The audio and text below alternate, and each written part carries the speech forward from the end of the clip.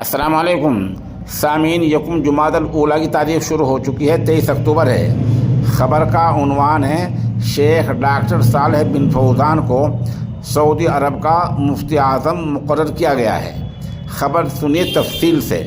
سعودی عرب کے فرمانروا شاہ سلمان بن عبدالعزیز نے ولی عہد شہزادہ محمد بن سلمان کی سفارش پر ایک شرعی حکم نامہ جاری کر کے شیخ ڈاکٹر صالح بن فوزان بن عبداللہ الفوزان کو وزیر کے عہدے کے ساتھ ساتھ سعودی عرب کا مفتی اعظم، کبار علماء کی کونسل کا چیئرمین اور جنرل پریزیڈنسی برائے سائنسی تحقیق اور فتاوی کا جنرل چیئرمین مقرر کیا گیا ہے۔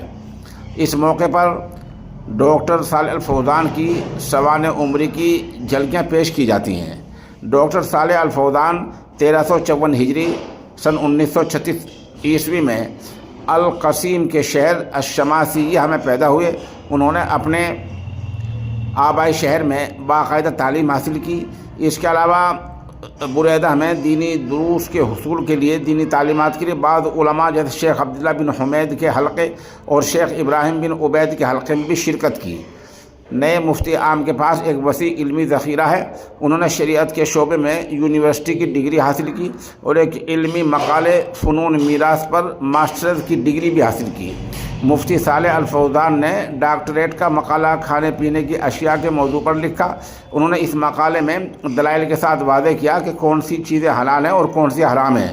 انہوں نے تدریس کے شعبے میں کام کیا ہے۔ 2 سال تک ریاض کے سائنسی ادارے میں پڑھایا اور پھر college of Shariah, college of اصول الدین سے گزرتے ہوئے ہائر انسٹیٹیوٹ آف جسٹس کے ڈائریکٹر کے طور پر کام کیا، اور اس کے بعد ادارے میں اپنے کام کی مقررہ مدت پوری ہونے کے بعد وہ اسی ادارے میں دوبارہ تدریس پر واپس آئے۔